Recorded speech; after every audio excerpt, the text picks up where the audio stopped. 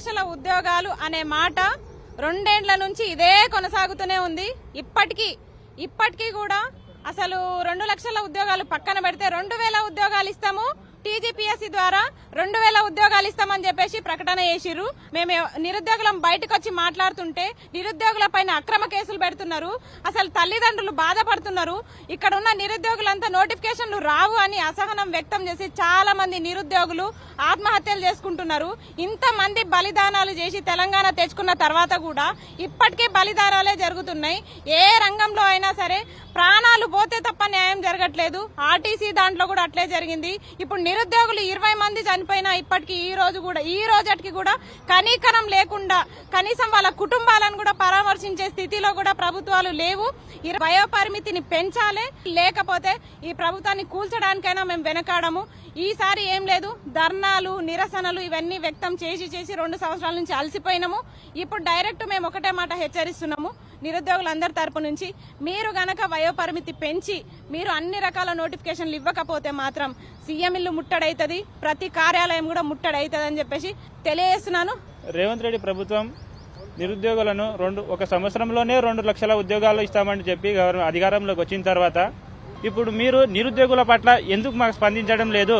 స్వయాన మీ నాయకుడే రాహుల్ గాంధీ మా చిక్కడపల్లి సిటీ సెంట్రల్ లైబ్రరీ దగ్గరకు వచ్చి మేము చాయ్పై చర్చ పెట్టి సంవత్సరంలో 2 లక్షల ఉద్యోగాలు ఇస్తామని చెప్పినప్పుడు కానీ అప్పుడు తెలవలేదా మీకు నిరుద్యోగులు ఏ విధంగా బాధపడుతారని? ఎందుకు రేవంత్ రెడ్డి గారు ఎందుకు మీకు నిరుద్యోగులు అంటే అంత చిన్న చూపు అని నేను ప్రశ్నిస్తున్నాను. ఈ విధంగానే కొనసాగితే ప్రభుత్వాన్ని కాదు మంత్రులు గాని అందరి యొక్క ఇల్లులు గాని మేము అందరం ముట్టడి చేస్తామని నిరుద్యోగుల తరఫున హెచ్చరిస్తున్నాను. జూన్ 2 లోపు ఖచ్చితంగా ఉద్యోగ నోటిఫికేషన్లు అన్ని కూడా భర్తీ చేయమని చెప్పి కాంగ్రెస్ ప్రభుత్వం మేము డిమాండ్ చేసినాం. దానికి తగ్గట్లుగానే పెద్ద ఎత్తున ఉద్యమాలు కూడా కొనసాగిస్తాం.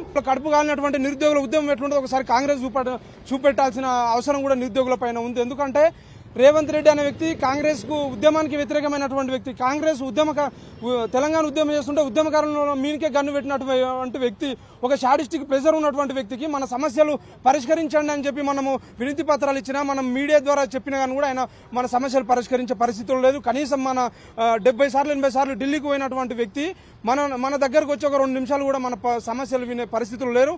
మనని అడ్డం పెట్టుకుని ఉద్యోగాలు పొందినటువంటి కూర వృద్ధులు మేధావులు అయినటువంటి వాళ్ళు కూడా మన సమస్యలు వినే పరిస్థితులు కూడా లేరు. ఈ రోజు 20 మంది నిరుద్యోగులు చనిపోయారు. ఆ నిరుద్యోగుల మరణాలకు అన్నిటి కూడా కాంగ్రెస్ ప్రభుత్వమే కారణం. ప్రతి విషయాల్లో మాట్లాడే సీఎం రేవంత్ రెడ్డి నిరుద్యోగుల పట్ల ఎందుకు వైఖరి చూపుతా ఉన్నాడు? ఇప్పుడు వరకు ఒక్క చర్చ కూడా పెట్టలేదు నిరుద్యోగుల మీద. ఏమైనా అంటే దాన్ని కాలయాపన చేస్తున్నారు తప్ప ఇప్పుడు వరకు ఏ ప్రెస్ మీట్ లో గానీ ఎక్కడ కూడా చూసినా నిరుద్యోగుల గురించి చర్చనే లేదు. ప్రతిసారి 70,000 ఉద్యోగాలు ఇచ్చినాం అంటున్నారే తప్ప 70,000 ఉద్యోగాల్లో 16,000 ఉద్యోగాలు ఇచ్చినామని నువ్వు అసెంబ్లీ సాక్షిగా చెప్పినావు. ఏమైనా అంటే తలలు నరుక్కుంటా అంటున్నావు. తలలు ఎక్కడే నరుక్కుంటున్నావు నువ్వు? ఇప్పుడు ఇచ్చింది 16,000 ఉద్యోగాలే కదా, ఏడే చూపెట్టుకుంటున్నావు నీ ముఖము? అరే ప్రతిసారి అడుగుతా ఉన్నాము మా ఉద్యోగాలు మాకు ఇవ్వండి. ఇప్పుడైనా 2.5 సంవత్సరాలు అయింది, ఇంకా ఎన్ని రోజులు మేము ఆగాలి నిరుద్యోగులము? మాకు ఇప్పుడే ఏజ్ బారైతా ఉంది, నువ్వు ఇంకా ఏజ్ తగ్గిస్తా ఉన్నావు తప్ప దానికి పెంచుతలేవు.